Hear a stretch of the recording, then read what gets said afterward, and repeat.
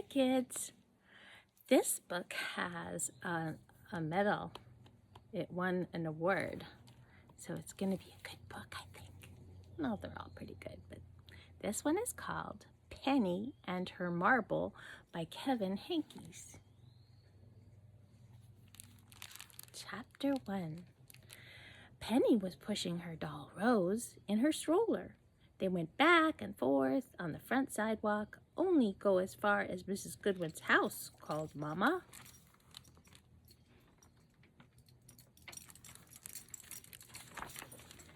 Penny pretended they were in a big city. Look at the tall buildings, Rose, said Penny. When they got to Mrs. Goodwin's house, they turned around. Then Penny pretended they were in a forest. I hope we don't get lost in the trees, Rose, she said.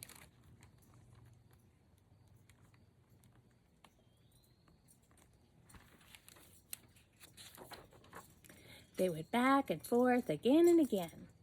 Now Penny pretended they were flying in a plane. Everything looks so tiny from up here, said Penny. Just then, Penny saw something on Mrs. Goodwin's lawn. It glinted in the sun. It was a marble, a big, shiny blue marble.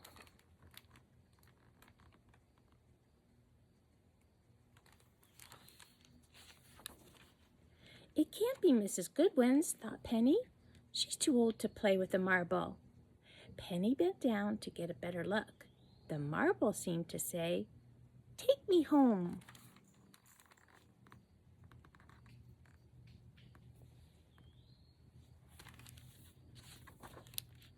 Penny looked around. No one was watching. Penny picked up the marble and she put the marble in her pocket. Then Penny raced home with Rose.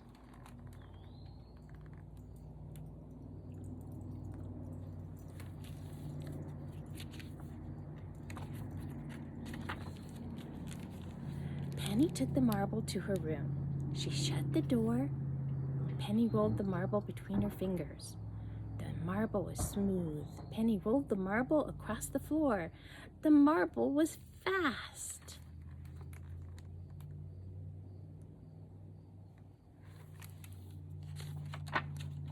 Penny showed the marble to Rose. "Isn't it pretty, Rose?" said Penny. The marble was so blue it looked like a piece of the sky.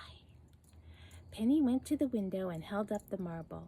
She was right. The marble was like a piece of the sky.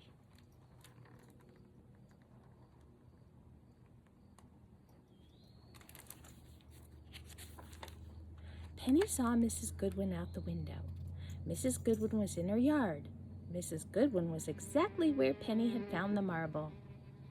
Penny hid behind the curtain. Was Mrs. Goodwin looking for the marble?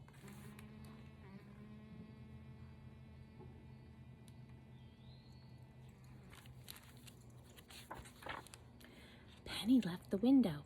She hid the marble in her dresser. Penny stayed by Mama and the babies all afternoon. She could not stop thinking about the marble.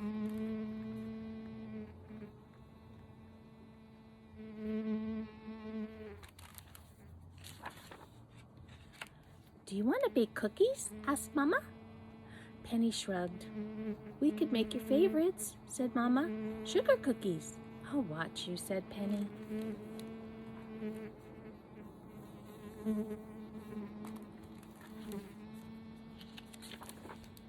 "Are you feeling okay?" asked Mama. "My stomach hurts a little," said Penny. Mama felt Penny's forehead. "No fever," said Mama. Penny watched Mama bake cookies. Penny helped a little.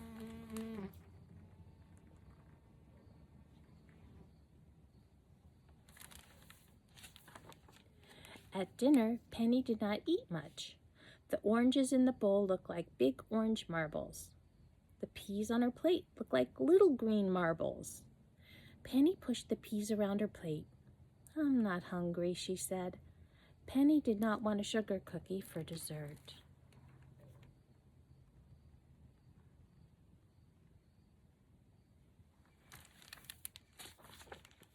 At bedtime, Mama said, "You still do not have a fever," Papa said. "You will feel better in the morning." "It's probably just a bug," said Penny. "Are you worried about something?" asked Mama. "No," said Penny. "Are you sure?" said Papa. Penny nodded.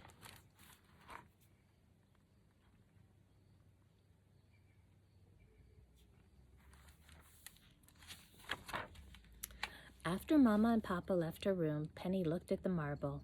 It was still so blue and so smooth and so shiny. Penny put the marble back in her dresser. Penny could not sleep. She kept thinking about the marble.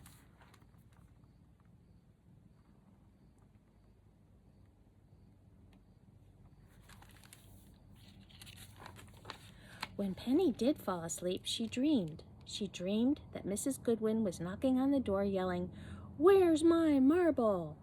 Then Penny dreamed that the marble grew so big it broke her dresser to bits. Finally, Penny stopped dreaming. She slept deeply until morning.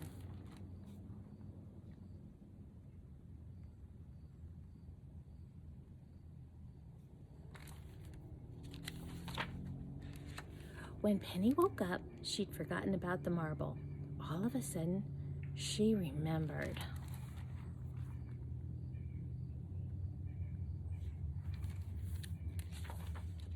Penny got dressed quickly. She got the marble and put it in her pocket. Penny looked for Mama. "Mama," said Penny, "may I take Rose for a walk before breakfast?" "Are you feeling better today?" asked Mama. Penny nodded. "Okay," said Mama, "just to Mrs. Goodwin's and back."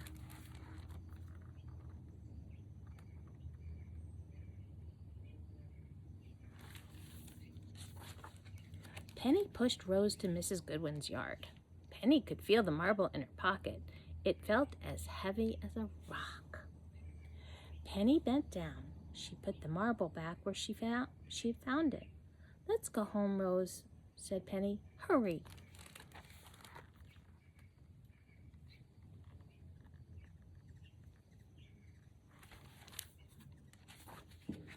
"Wait," called Mrs. Goodwin. Penny's heart pounded. "Oh, Penny, don't you want that pretty blue marble?" Penny looked up at Mrs. Goodwin. Penny's cheeks were hot. She could not speak.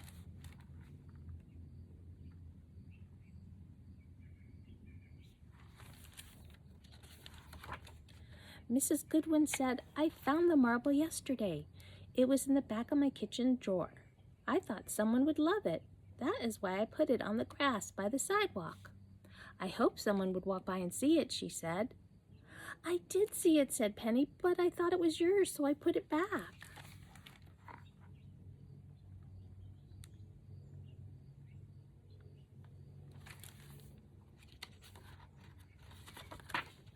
Mrs. Goodwin picked up the marble. She put the marble in Penny's hands. "And now it's yours," said Mrs. Goodwin. "Thank you," said Penny. "Thank you very much."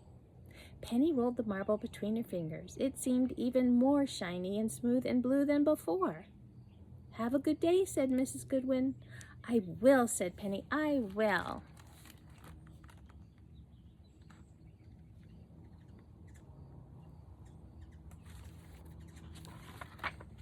Penny pushed Rose home. Penny pretended they were in a boat on the sea.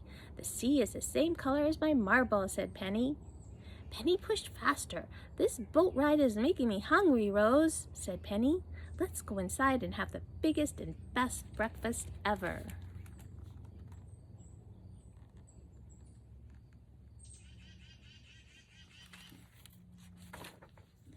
And they did.